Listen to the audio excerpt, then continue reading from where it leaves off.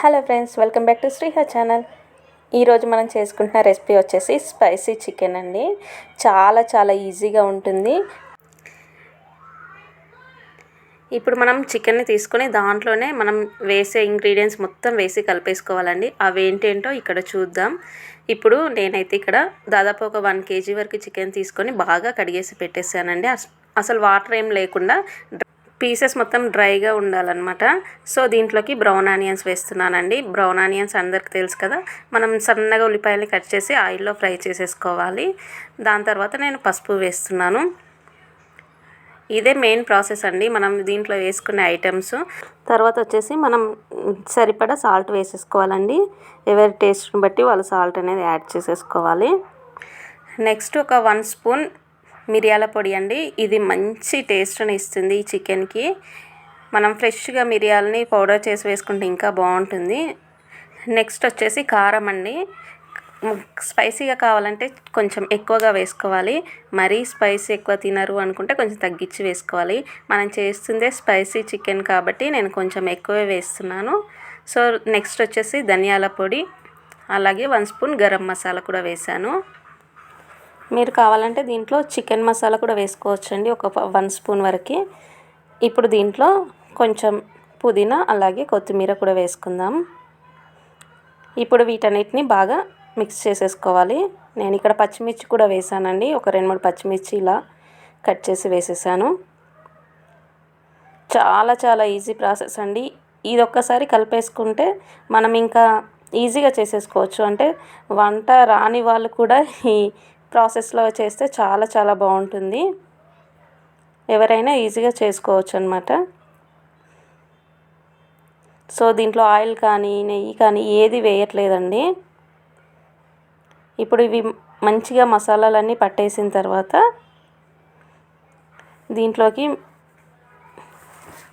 మిగతా ఐటమ్స్ వేసుకుందామండి. నాకు కొంచెం కారం తగ్గిందనిపించింది, అందుకని నేను ఇంకొక 1/2 స్పూన్ కారం వేసాను.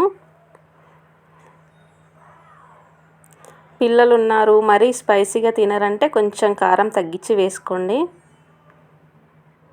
నేను వేస్తున్న కారంలో కారం ఎక్కువగా లేదు, సో అందుకని నేను ఒక 2-3 స్పూన్ల వరకు వేసానన్నమాట. ఇప్పుడు దీంట్లో ఒక 1 స్పూన్ అల్లం వెల్లుల్లి పేస్టు, అలాగే కట్ చేసుకున్న టమాటో ముక్కలండి. ఇవి వేసి బాగా కలిపేసి ఒక 15 to 20 minutes వరకు మనం పక్కన పెట్టేసుకుంటే సరిపోతుంది.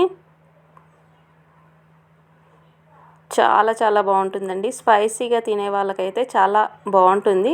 అలాగే చాలా సింపుల్ ప్రాసెస్ అన్నమాట. ఒకసారి మీరు ఇలా కలిపేశాక జస్ట్ టేస్ట్ చూసి ఏది తగ్గితే అది కొంచెం వేసేసుకోవచ్చు, సాల్ట్ కానీ కారం కానీ. అలాగా మనం ఒక 15 to 20 minutes పక్కన పెట్టడం వల్ల పీసెస్ అన్నీ బాగా అబ్జర్వ్ చేస్తాయి అన్నమాట ఈ మసాలాని.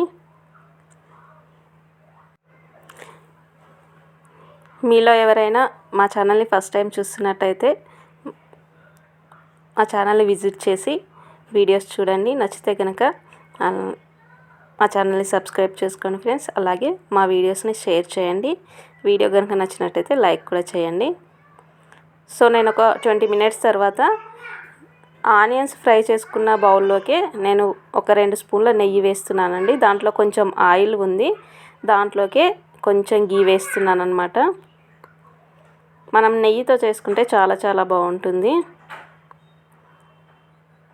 ఇలా నెయ్యి కొంచెం వేడయ్యాక మనం కలిపి పెట్టుకున్నాం కదా చికెన్, అది వేసేసుకోవడమే.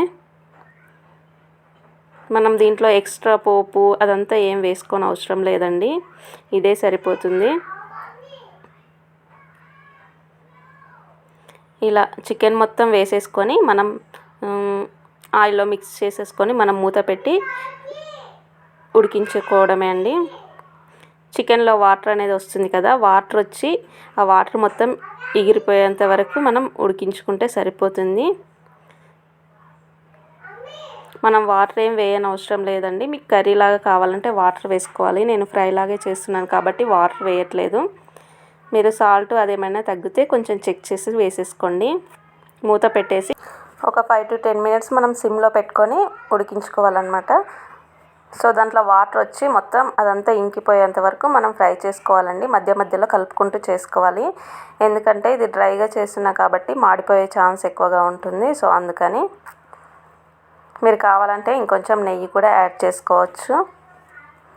సో ఇలా నేను ఒక 10 మినిట్స్ వరకు ఉడికించేసుకున్నాను. చాలా చాలా బాగుంటుందండి. ఇది మనం సాంబార్ చేసుకున్నప్పుడు సైడ్కి కానీ చాలా బాగుంటుంది. మనం కావాలంటే ప్లేట్లో పెట్టేసుకొని ఇలాగే డ్రైగా కూడా తినేయచ్చు.